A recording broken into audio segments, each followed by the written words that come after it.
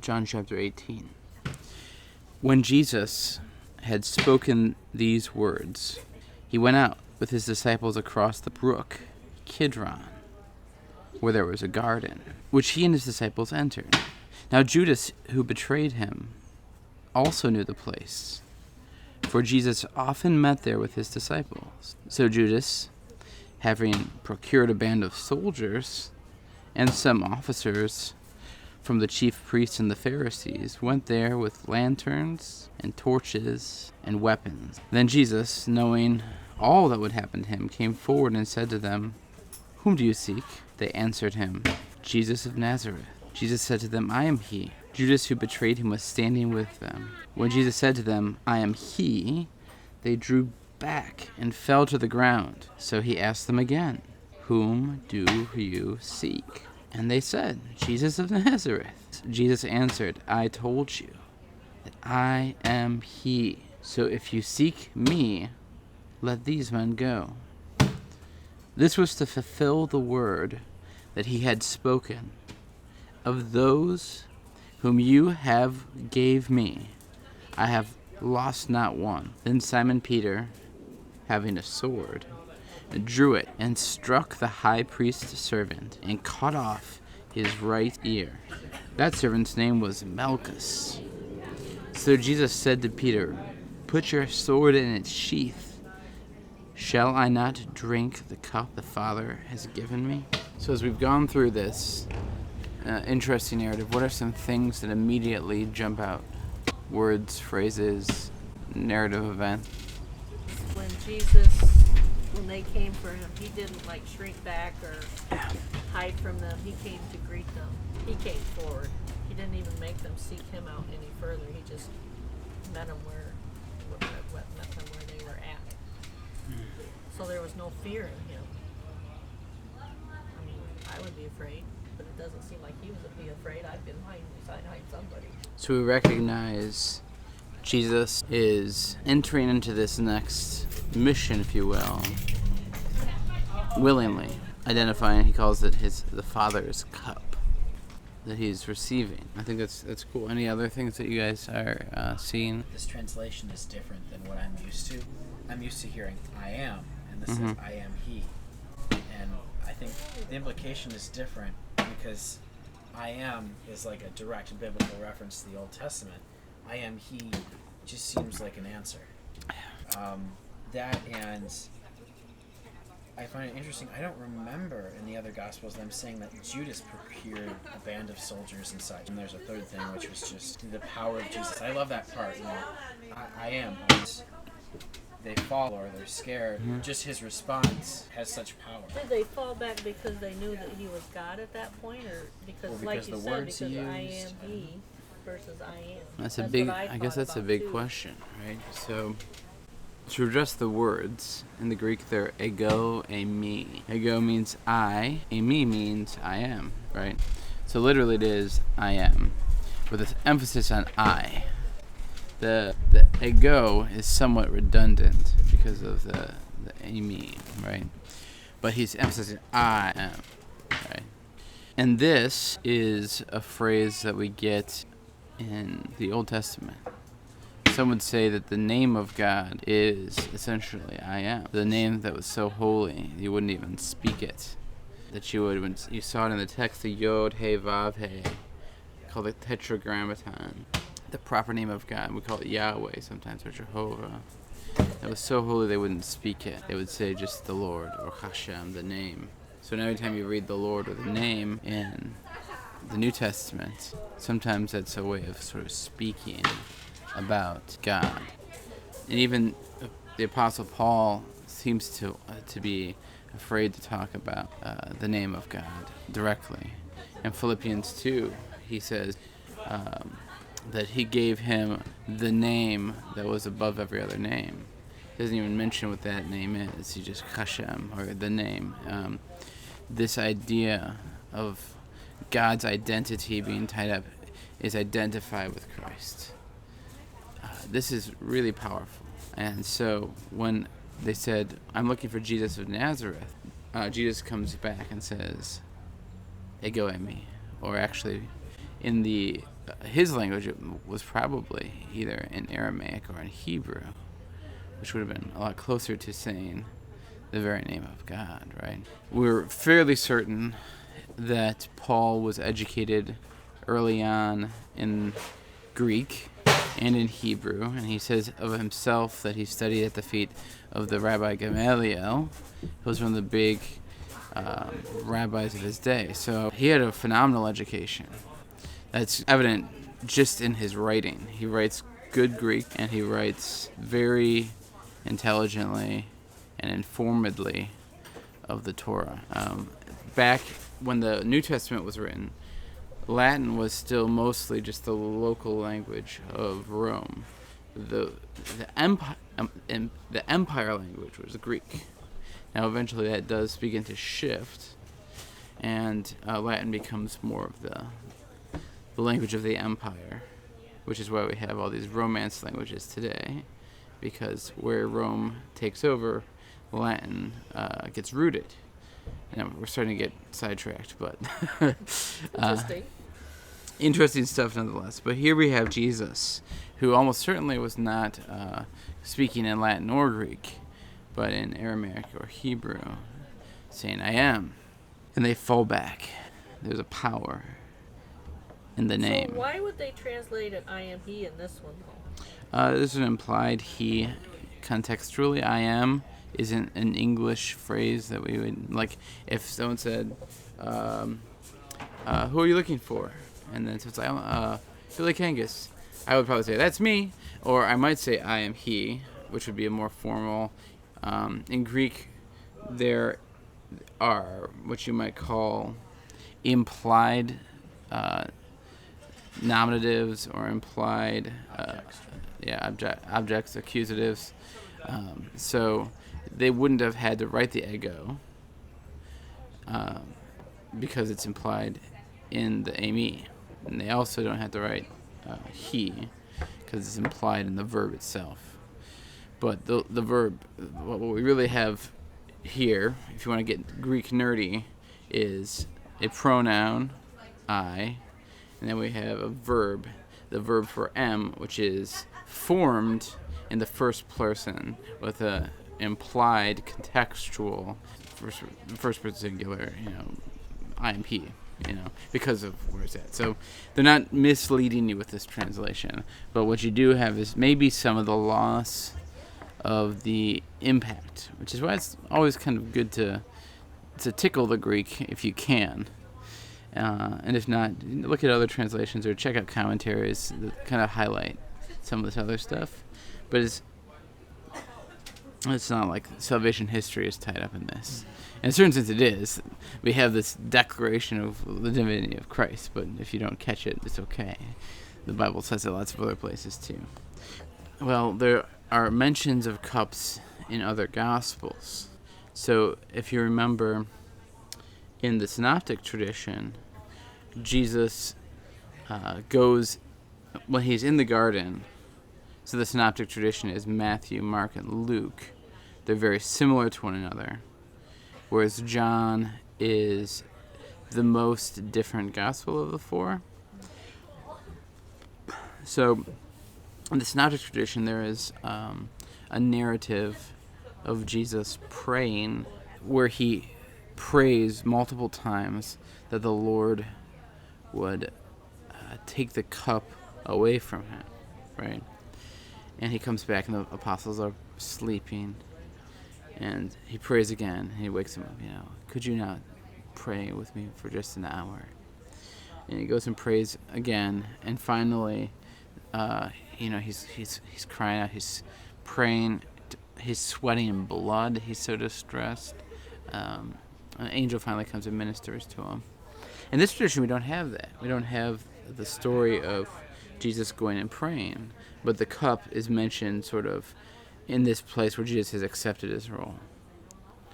But there's something in the Old Testament about 3 or 4 cups in the priesthood, and that's why I'm wondering. Passover celebration has several cups. Oh yeah. 3 or 4 of them. So I'm wondering, is this this mention of the cup? Some people might connect that to it, although that's an interesting connection. So this cup I am fairly certain is being connected to this idea of Passover, right?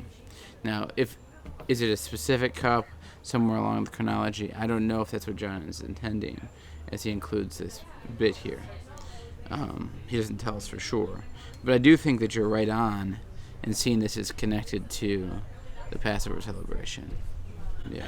We have Jesus speaking a word with authority, with a self-identification of himself as Jesus, but also in a certain way identify himself with the divine name. And that is, that's Jesus isn't having this happen to him in John's gospel.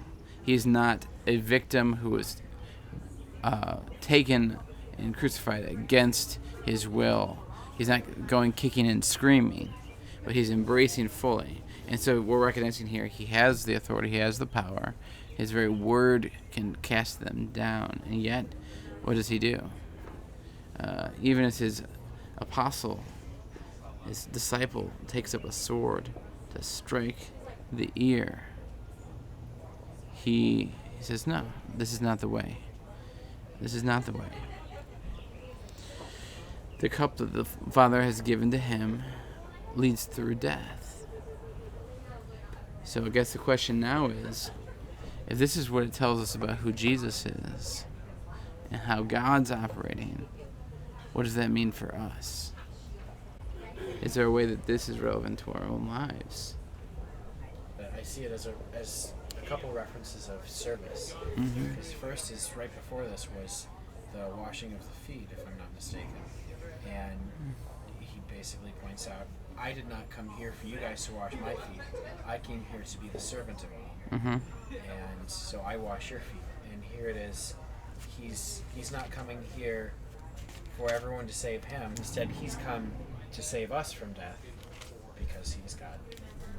And so it just sort of all points to a servant's heart. Mm-hmm. His desire to show love, an act of love, not just words that he's spoken through a Sermon on the Mount or other places, but actions that show love.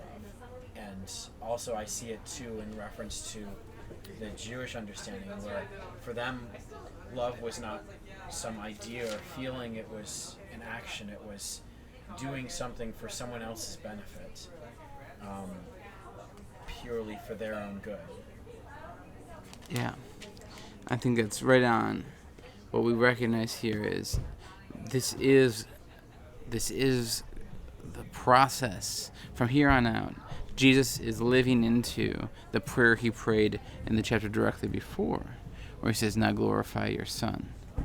And so we're recognizing what is God's glory manifest.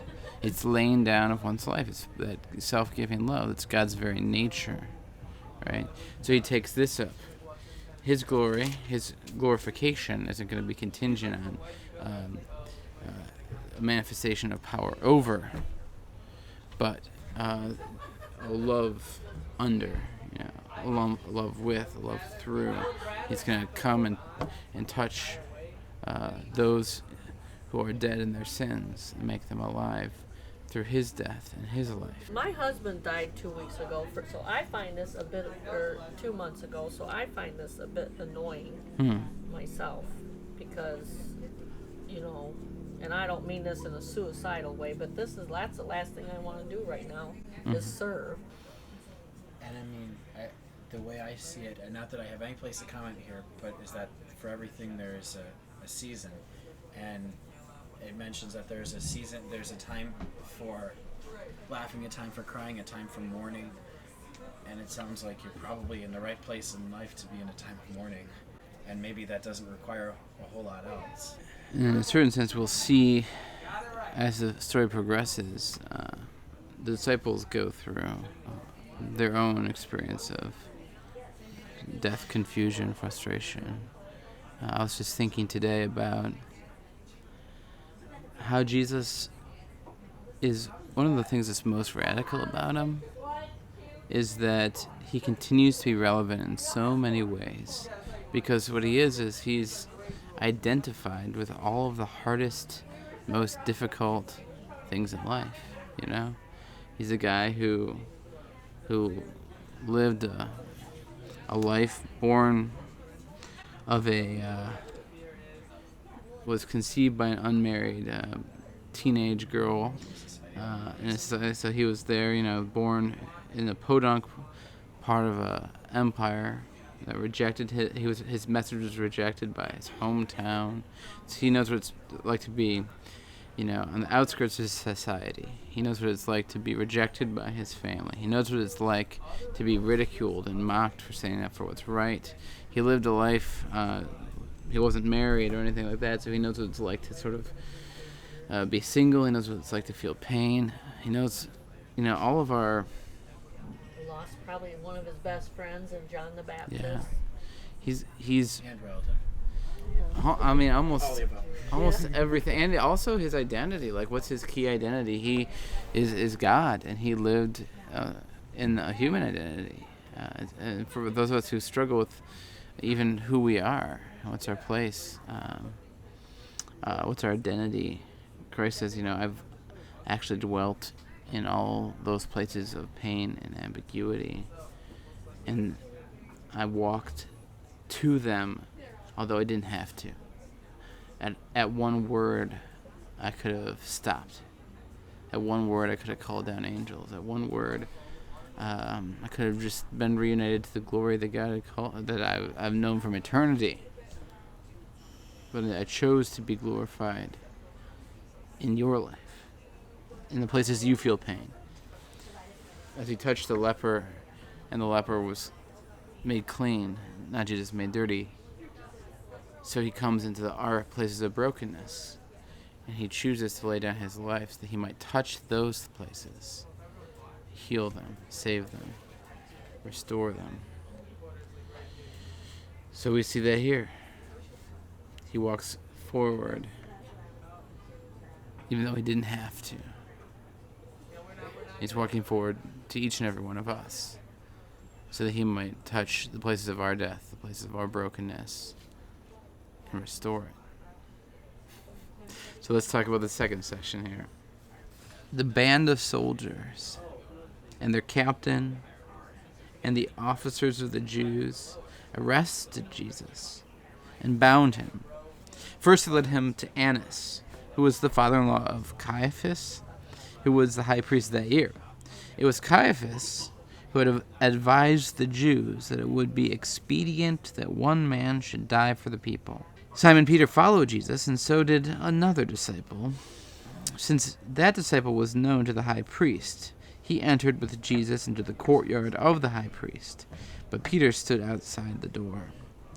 So the other disciple, who was known to the high priest, went out and spoke to the servant girl who kept watch at the door and brought Peter in. The servant girl at the door said to Peter, "You also are not one of this man's disciples, are you?" He said, "I am not." Now the servants and the officers had made a charcoal fire because it was cold. And as they were standing and warming themselves, Peter was also with them, standing and warming himself. The high priest questioned Jesus about his disciples and his teaching. Jesus answered them, "I have spoken openly to the world. I have always taught in the synagogues and in the temple, where all the Jews come together. I have said nothing in secret. Why do you ask me? Ask those who have heard me what I said to them. They know what I said." And when he had said these things, one of the officers standing by struck Jesus with his hand and said, "Is that how you answer the high priest?" Jesus answered him, "If what I said was wrong, bear witness about the wrong. But if what I said was right, why do you strike me?" Annas then sent him bound to Caiaphas the high priest. Now Simon Peter was standing and warming himself, and they said to him, "You also are not one of his disciples, are you?" He denied it and said, "I am not."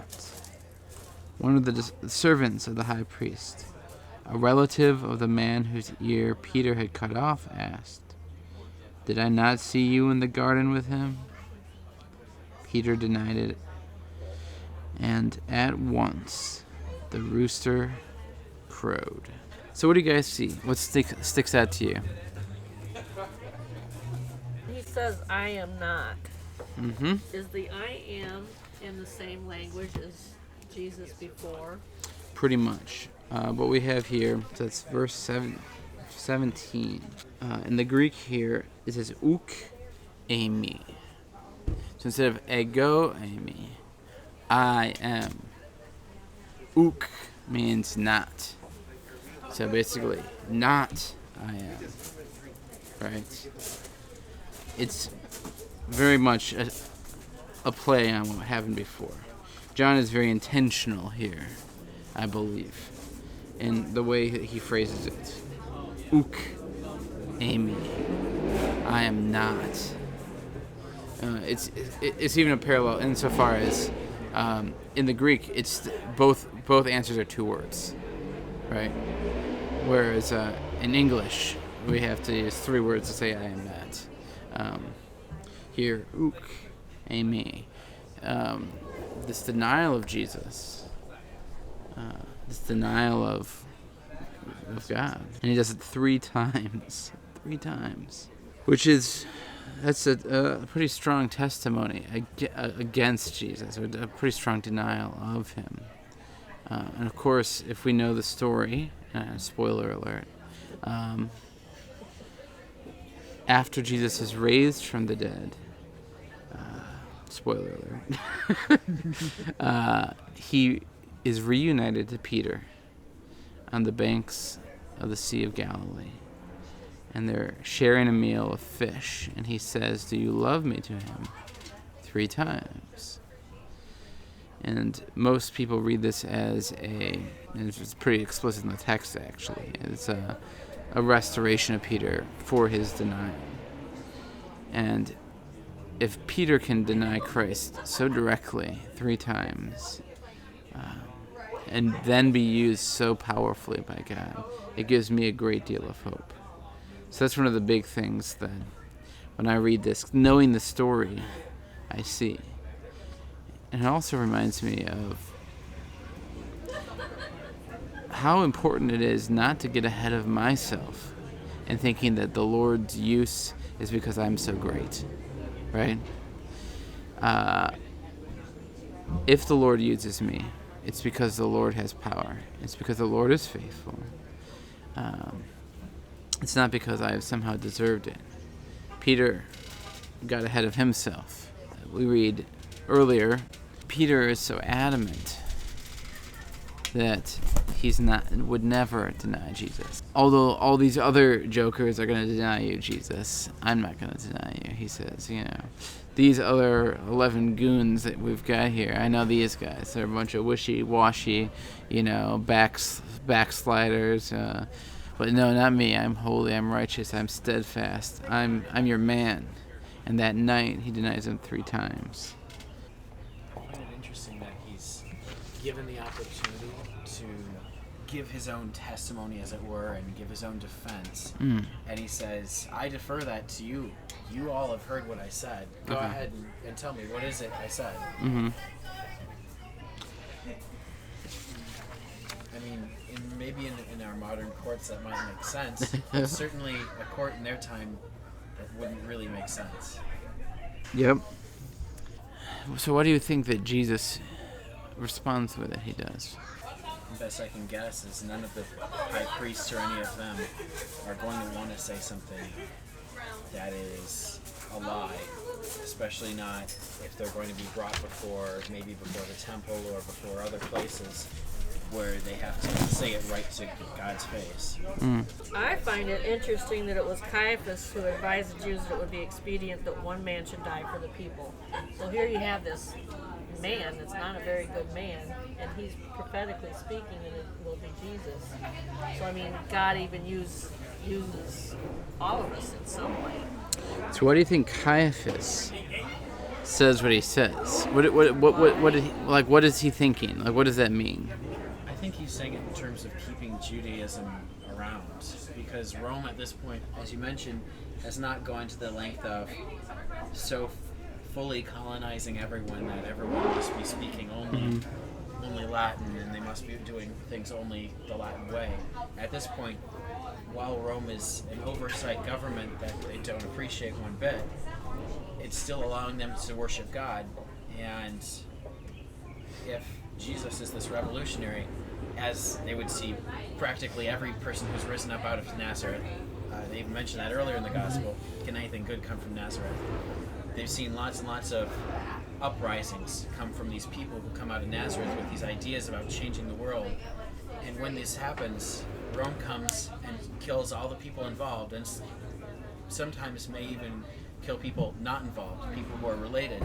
And if this is a big enough event, Rome may just decide it's more expedient to destroy all of Jerusalem. Caiaphas has a very real fear as history eventually plays out.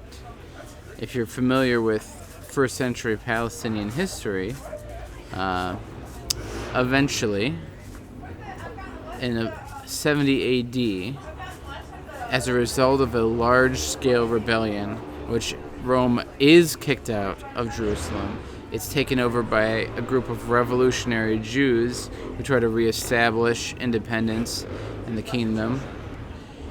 The city is put under siege. It is taken by Rome and is completely decimated. The temple is destroyed utterly, right? So this guy is invested in preserving the status quo. And he says, more or less, it doesn't matter what this guy says, it's dangerous. And even if he doesn't deserve to die, he needs to. It's better for him to die than, and if we're talking about simply the loss of life, I mean, the equation is true. If Jesus dies, then maybe we can postpone or put off or prevent the whole city of Jerusalem being put under siege and thousands of people dying. Does that justify the killing of innocent blood? No, obviously not. But he's thinking in those terms. I think he's thinking in those terms. But then you're exactly right. He's also, without knowing it, speaking of Jesus' death in a way that it truly is. And so here we have this Passover idea again. The lamb who is killed, the blood goes on the doorposts of the house to save those who are within it in the Passover celebration, right? Here we have this lamb who was slain, a single lamb who saves the many.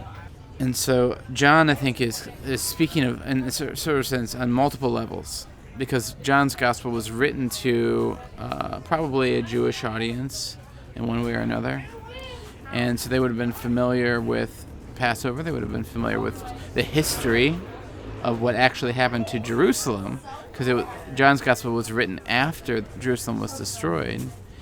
And they would have also been familiar with, the Christians would have definitely been familiar with this idea that Jesus' death becomes the place where God saves his people. This Paschal mystery of Christ's death and resurrection is the saving event that Christianity is founded on. So, yeah, all of these things are happening here. So what does it mean for us? As we read through this, I already said one of the things that strikes me is God's grace for Peter, ultimately, gives me hope that no matter how many ways I reject God, there's hope for my salvation. The thing that's kind of scary here is that we're called to be little Christs, that's what Christian means. And so there is a kind of an indication that God's call on our life is to be people given for the life of the world. For many today, that is actually literal martyrdom. In our country, that is not so much the case, thankfully. But there are places where the Lord calls us to come and die to ourselves, to die to any number of different things. And that's a challenge for me as well to say, okay, Lord, if I'm going to follow you, your path leads to the cross, also the resurrection. I can't forget that, but there is this kind of scary thing that's happening here as well. Then they led Jesus from the house of Caiaphas to the governor's headquarters. It was the early morning. They themselves did not enter the governor's headquarters so that they would not be defiled, but could eat the Passover. So Pilate went outside and said to them, "What accusation do you bring against this man?" They answered him, "If this man were not doing evil, we would not have delivered him over to you." Pilate said to them, "Take him yourselves and judge him by your own law." And the Jews said to him, "Is it not lawful for us to put anyone to death?" This was to fulfill the word that Jesus had spoken in order to show what kind of death he was going to die. So Pilate entered his headquarters again and called Jesus and said to him, "Are you the king of the Jews?" Jesus answered, "Do you say this of your own accord? Or did others say it to you about me?" Pilate answered, "Am I a Jew? Your own nation and the chief priests have delivered you over to me. What have you done?" Jesus answered, "My kingdom is not of this world. If my kingdom were of this world, my servants would have been fighting that I might not be delivered over to the Jews. But my kingdom is not from this world." Then Pilate said, "So are you a king?" And Jesus answered, "You say that I am a king. For this purpose I was born, and for this purpose I have come into the world, to bear witness to the truth. Everyone who is of the truth listens to my voice." And Pilate said to him, "What is truth?" After he said this, he went back outside to the Jews and told them, "I find no guilt in him. But you have a custom that I should release one man to you at the Passover. So do you want me to release to you the king of the Jews?" They cried out, "Not this man, but Barabbas." Now Barabbas was a robber. What strikes you about this passage here? You have these people bringing over Jesus, handing him over to be put to death. And his first thought is, after questioning him for a little while, I've got all these angry people sitting outside my doorstep who want this guy to die. I'm going to come out and see, do you really want him to die? Were you serious? Was all this emotion just a facade? Are you serious? I could let him go. We could just forget about all this. It just seems very odd to me, especially considering my understanding is that he was actually trying to get Jesus released. But this is not the way to do it. If you want things to get better, a good rule of business is if someone's really upset, a customer, a client, whatever, is upset, you call them back the next morning. You let them sleep on it. You don't address it a few minutes later or even an hour later. You wait till they've had a night's sleep. And he does it right away, like, "Hey, are you sure? This is really what you want?" Just seems like poor leadership. Well, that is. So you're mad at Pilate for not exercising a good bureaucratic wisdom. For me, all of these passages just keep pointing to how corrupt the priesthood had become. They were a bunch of really bad, evil people, it seems to me.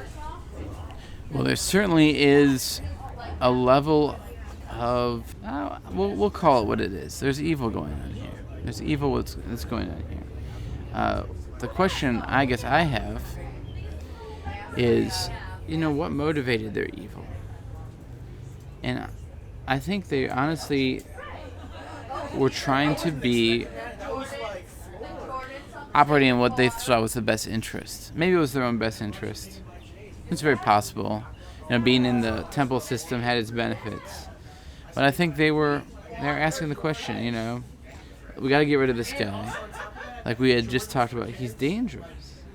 And they're willing to go to a lot of different lengths to the point of falsely accusing a man, demanding his death. We see all the religious parties are sort of united against Jesus. The Pharisees and the Sadducees didn't get along at all, right? And yet we see the high priests and the Pharisees in the early part of this passage. Judas goes out, and one thing we didn't talk about here, and what does he get?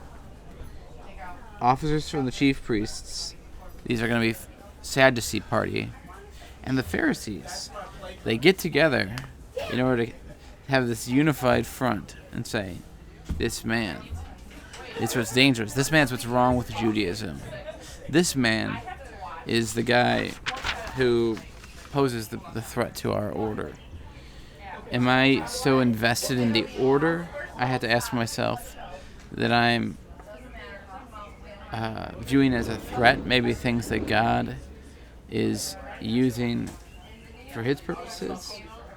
It's always a question that we need to ask, because it's really easy to fall into a religious mindset, a religion that says, okay, this is the system, this is how it works, and not to follow a living God. So we've got them coming, and they say, we've got this guy that needs to be punished. Pilate says, why are you telling me about this? You guys have rules, you have laws, you have your own system. But the one thing that system didn't allow, the Romans did not allow the Pharisees, the Sadducees, the Jewish leaders and authorities to execute people. Capital punishment was reserved to Roman authority, right? So Why? Well, because execute the Roman authority. Well, you kind of want to keep these sorts of things in check for sure, and also it's a pretty serious offense. You don't want to have mobs breaking out and killing people. You kind of want to have a degree of order. You can ask, I guess, those who are experts in Roman law exactly why. I don't know why, but that was the rule. So when they say, so he's like, why don't you execute judgment? They said, you won't allow us to execute judgment because this man deserves death. So he's like, okay, why? And so at first they're like, we brought him to you because it's a serious business. So then he asks, and the charge they basically accuse him of is to be called King of the Jews, to set himself as a political ruler. There's very few things the Roman authorities would have feared more than a would-be Messiah, in the sense of this as a political leader who rallies the people and creates a rebellion. This is what does happen in 70 AD. There's a rebellion that comes to try to reestablish a kingdom of this earth for the Jews. Jesus says that my kingdom is not of this earth. The thing that they're trying to make you fear me of, that's not my stick. If I was a king of this world, then yeah, we would have outright rebellion. We would have fighting in the streets. But that's not my game. But I am a king, And that's kind of what's implied here. I am a king. And are you willing to embrace my kingdom? And he's about to demonstrate what the glory of the King of Kings looks like, which is a crown of thorns. He's seated not on a throne above the nations, but a cross, right? And it's through that cross that we see the love of God exemplified, so that as he's glorified in his resurrection and ascension, and through his continued glorification through each of us, where he continues to give his glory through the Spirit given at Pentecost, we recognize a new kind of kingship. Not one that's built on power and authority, but sacrifice and love. Can we be a people of love? Can we be a people who live that reign of God, the King of love, the King who dies on the cross,